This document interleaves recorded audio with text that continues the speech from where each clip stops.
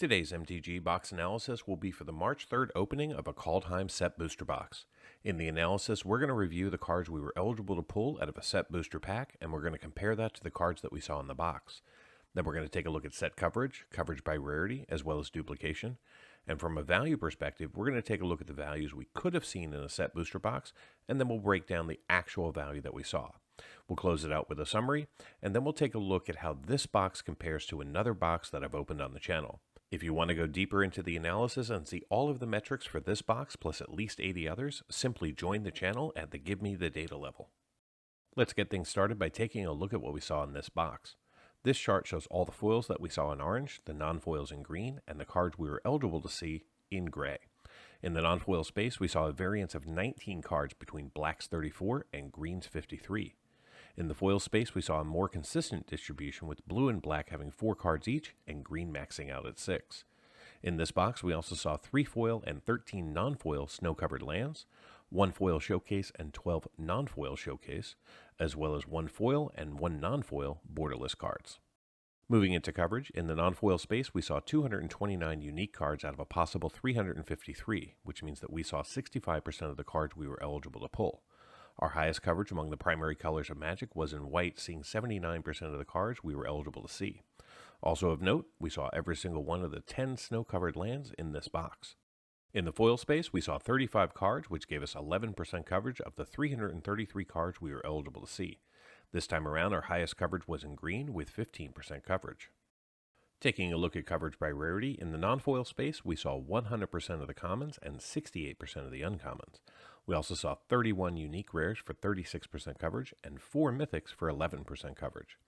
In the foil space, we saw 23% of the commons, 4% of the uncommons, and 3 rares for 4% coverage. In total, this box contained 34 unique rares and 4 mythics from the main set. However, 4 of our rares were duplicates, which means that we actually saw 38 rares and 4 mythics in these 30 packs.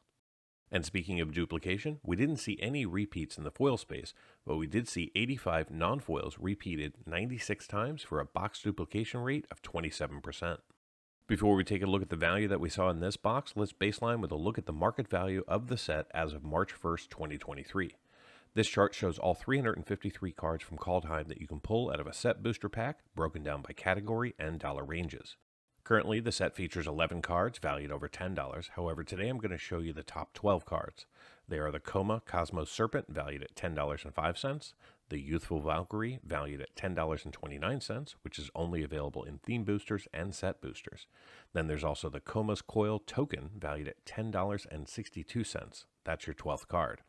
There's also the Toski Bearer of Secrets, valued at $12.33, the Goldspan Dragon, valued at $12.58, and the Showcase Asika God of the Tree, valued at $14. Then we have the Showcase and Standard Frame Ovar the All-Form, which are pretty close to $15, and there's the Standard Frame Asika God of the Tree, valued at $17.61, and then there's 3 Vorinclex Monstrous Raiders with the Phyrexian pulling in $54.40, the Showcase at $65.48, and their Standard Frame at an amazing $74.07. And if that wasn't enough, the set also features 19 cards valued between $5 and $10, and 34 cards valued between $1 and $5. The remaining 289 cards are valued under $1. If you were to add up the non-foil market prices of all 353 cards available to pull from a set booster pack, you'd be looking at a combined market value of $579.50. Now let's take a look at the actual value that we saw in this box, starting off with the non-foils. Unfortunately, we only saw 1 card valued over $10, and it was number 11 on the list, and that was the Youthful Valkyrie, coming in at $10.29. We did see 4 cards valued between $5 and $10, and 14 cards valued between $1 and $5. The remaining 303 non-foils in the box were all valued less than $1. In the foil space, we didn't see any cards valued over $10, but we did see 2 surprise hits, with Finn the Fangbearer fetching 9.5 times more than its non-foil version at $5.05, and the Bloodline Pretender valued at $7.93, which is 8.5 times more than its non-foil counterpart. The Blightstep Pathway was a great hit, however, the foil version is only valued 1.1 times more than its non-foil counterpart at $7.03. We also saw 3 foils valued between $1 and $5, but the other 29 foils were all valued less than $1. Being a set booster box, each pack contained an art card. Now, if you watch the box opening, you already know the story, but if you're watching the analysis-only version, buckle up.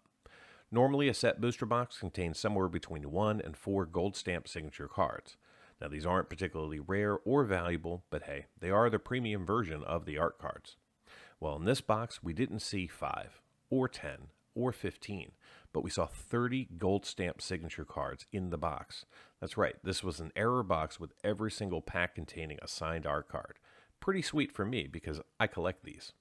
Replacing 8 of our tokens were cards from the list. 6 of these were valued under $1, but 2 of them were not. Our 2 list hits were the Rite of Flame from the Chandra Signature Spellbook series, valued at $3.57, and the Krark's Thumb from Mirrodin, valued at $8.39. So how did this box perform? Well, I purchased this box from Card Kingdom way back in June of last year for $109.99. The market price for this box as of March 1st is $107.49. Today's set booster box contained 30 packs with 12 cards each, allowing us to see 360 cards. Those 30 signed art cards from the box are currently valued at $19.39. The 8 cards that we saw from the list are valued at $12.83. The 19 tokens that we saw are valued at $4.29.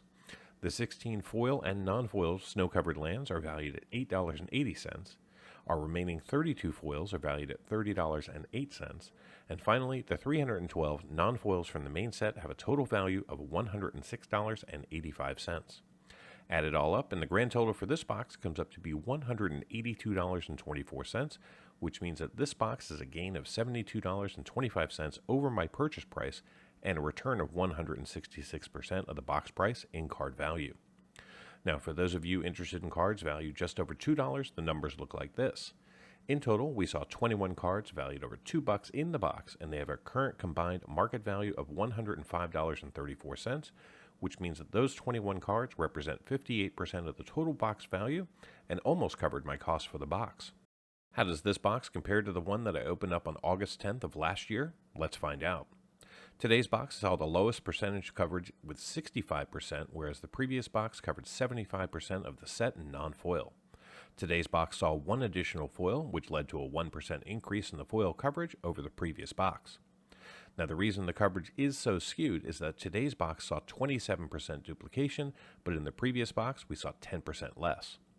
Today's box saw less rares with 38, whereas the other box saw 42. But from a mythic perspective, both boxes contained 4. Today's box obviously saw 30 signed art cards, whereas the previous box was a little light with 29 non-signed and only 1 signed art card. Both boxes saw 8 cards from the list, and in both boxes we saw 2 rares, but the common-uncommon numbers differed slightly. Neither box saw any mythics from the list. Now let's take a look at the value that we saw in these 2 boxes. I've adjusted the prices of all of the cards in the boxes to make sure that we're looking at the market prices as of March 1st, 2023, and doing a true apples-to-apples comparison.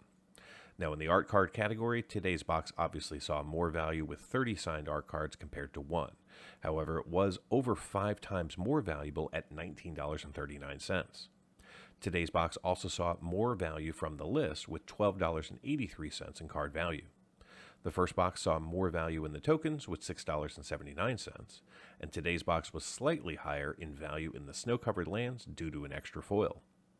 In the common space, today's box saw a little more value with $19.39 in card value, and in the uncommon space, we saw significantly more value today because of a few surprise foil hits, beating out the first box by 30% or $12.51. In the rares, the previous box was better in total value, but it did also contain 4 additional rares.